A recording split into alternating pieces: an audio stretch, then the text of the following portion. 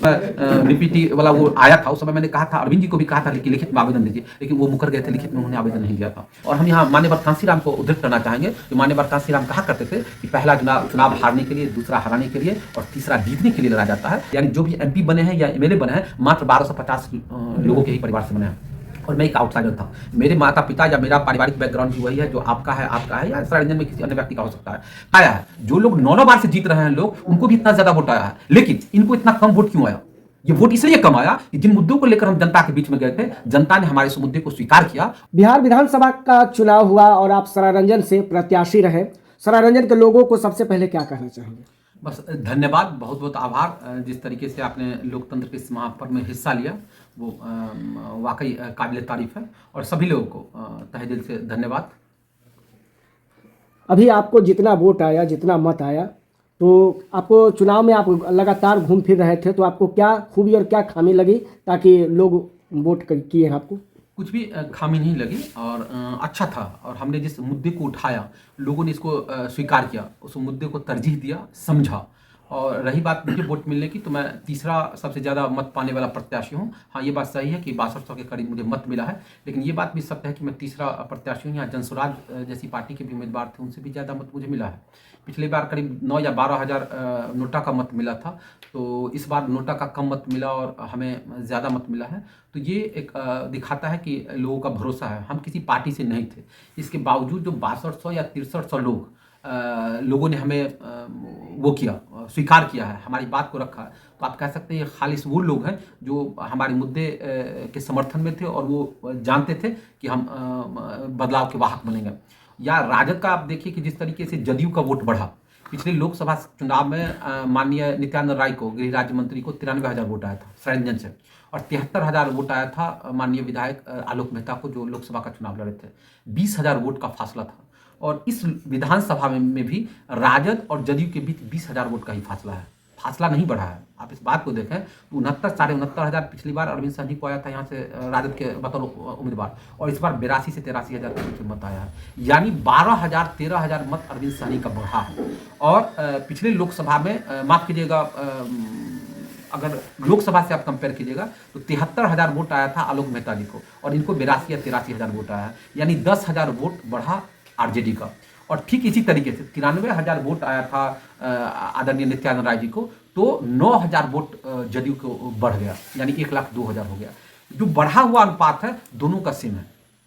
आप इस समीकरण को समझने की आवश्यकता है कि लोकसभा में जो वोट का प्रतिशत था, राजद का भी वोट उतना ही बढ़ा कमोबेश जितना जदयू का बढ़ा, जो आप लोकसभा से कंपेयर कीजिए। तो आप देखेंगे कि सभी जगह जीत का जो अंतर है, आप सम्राट चौधरी जैसे कद्दावर नेता को देखिए 1,40,000 के करीब वोट आया। विजय सिन्हा को देखिए 1,40,000 के करीब आया। विजेंद्र यादव जो लगातार मतलब 9 बार या 10 बार से जीत रहे हैं मधेपुरा के क्षेत्र से, वहाँ बहुत वोट आया। लेकिन यहाँ जदयू के खुद को कद्दावर करने वाले नेता को उतना वोट नहीं आया। 1,02,000 वोट आया, निश्चित तौर पे 18 या 20,000 से जीत है, निश्चित तौर पर जीत है। लेकिन जब डेटा में आप इसकी तुलना कीजिएगा तो वोट ज्यादा नहीं है। अगर वोट ज्यादा होता तो इनको भी 1,40,000, 1,50,000, 1,42,000, 1,38,000 वोट आता, जो अन्य जगह पर आया है। जो लोग 9 बार से जीत रहे हैं लोग, उनको भी इतना ज्यादा वोट आया है, लेकिन इनको इतना कम वोट क्यों आया?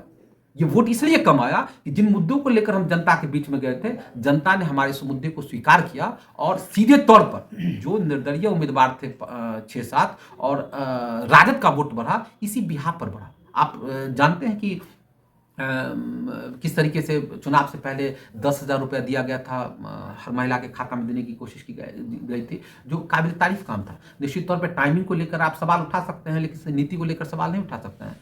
आदरणीय नेता माननीय नीतीश कुमार के प्रशासनिक नेतृत्व का मैं शुरू से प्रशंसक रहा हूँ, मैं अभी भी प्रशंसक हूँ। लेकिन अब उन्हीं मंत्री से और मुख्यमंत्री से हम लोग मांग करते हैं कि शेष बचा हुआ जो 1,90,000 रुपया है, वो अविलंब सभी बहनों माताओं के अकाउंट में दे दिया जाए, ताकि वो व्यवसाय को शुरू कर सके। 10,000 में कोई व्यवसाय नहीं होता है। जीएसटी बनवाने के लिए जाइएगा तो 10,000 खत्म हो जाता है। तो 10,000 तो हो गया, बस अब कृपा कीजिए, हाथ जोड़ के आप लोगों से अनुरोध करते हैं, तो बचा हुआ 1,90,000 रुपया जो है वो अविलंब आप दे दीजिए, ताकि वो अपने रोजगार और व्यवसाय को कर सकें। विपक्ष का नाम से आप कितने संतुष्ट हैं? हम पूर्णतः संतुष्ट हैं, हम इसमें असंतुष्टि की कोई बात नहीं है। और मैं फिर कहता हूं कि आप डेटा पर आप जाइए तो आपको चुनाव प्रचार बहुत ही आश्चर्यजनक तरीके से आपको चौंकाने वाला ये परिणाम है।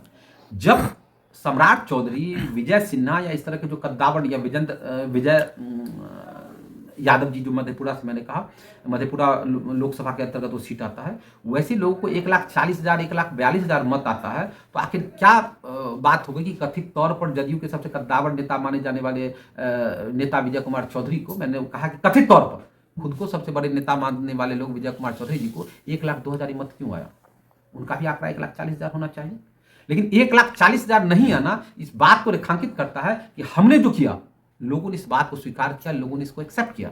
लेकिन चूंकि मेरा कोई संगठन नहीं था, किसी गांव में मेरा संगठन नहीं था, किसी पंचायत में मेरा संगठन नहीं था, हमने जो मुद्दा उठाया, लोग हमारी तरफ अट्रैक्ट हुए, उसको वोट में तब्दील करने वाले लोग हमारे ग्राउंड पे कार्यकर्ता नहीं थे। अगर मैं भी किसी पार्टी से होता या 5 साल पहले से बिना पार्टी की अगर तैयारी करता, तो आप परिणाम अलग देखते। तो आप ये पाएंगे कि लोग हमारी बात को, हमारे मुद्दों को उन्होंने स्वीकार किया है, उन्होंने एक्सेप्ट किया है, लेकिन चूंकि हमारा संगठन नहीं था, इसलिए उस मुद्दे को, उस विचारधारा को हम वोट में तब्दील नहीं करा पाए। तथापि इतने बड़े चुनाव में जब पूरे बिहार में एक क्लीन स्वीप हो गया, 200 से ज्यादा सीट एनडीए को आ गया है, ऐसे में 6200 मत लाना भी कोई छोटी उपलब्धि नहीं है हमारे लिहाज से। जो मैं डेटा एनालाइज कर रहा हूं, कुछ दिनों पहले प्रशांत किशोर ने एक बहुत शानदार डेटा दिया था कि पूरे बिहार में मात्र 1250 लोगों का ही परिवार है जो स्वतंत्रता के बाद से अभी तक की राजनीति में हस्तक्षेप करता आया है। यानी जो भी एमपी बने हैं या एमएलए बने हैं, मात्र 1250 लोगों के ही परिवार से बने हैं। और मैं एक आउटसाइडर था, मेरे माता पिता या मेरा पारिवारिक बैकग्राउंड भी वही है जो आपका है, आपका है, या सरारंजन में किसी अन्य व्यक्ति का हो सकता है। तो उस लिहाज से आगाज़ हमारा शानदार है। पूरे बिहार से मैं कहूँगा कि दर्जन भर एमएलए, एमएलसी, मंत्री, जो भी होने वाले मंत्री हैं, सभी लोगों का फ़ोन कॉल्स आ रहे थे, सभी लोगों का चुनाव परिणाम के बाद फ़ोन कॉल्स आए, और तो इसे दिख रहा था कि पूरा बिहार किस तरीके से सरारंजन और हमारी टीम की तरफ देख रहा था, अपेक्षा की नज़र से वो अपेक्षित था। और सभी लोगों ने शाबाशी दिया कि जो तुम्हें लगता होगा डेटा 6100 वोट कम नहीं है।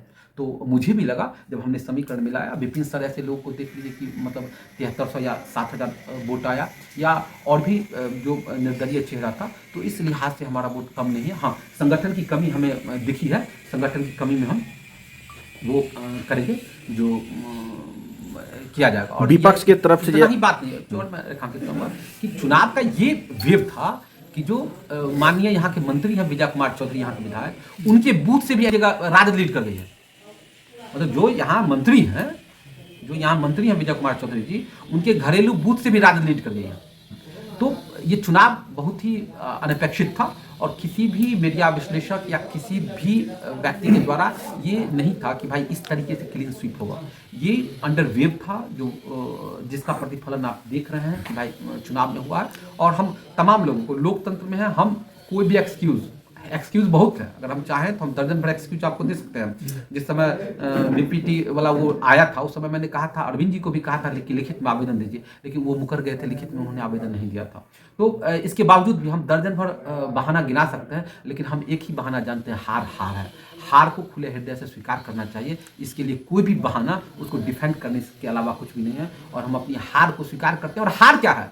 हम तो जीते ही नहीं हुए थे, तो हम हारे क्या?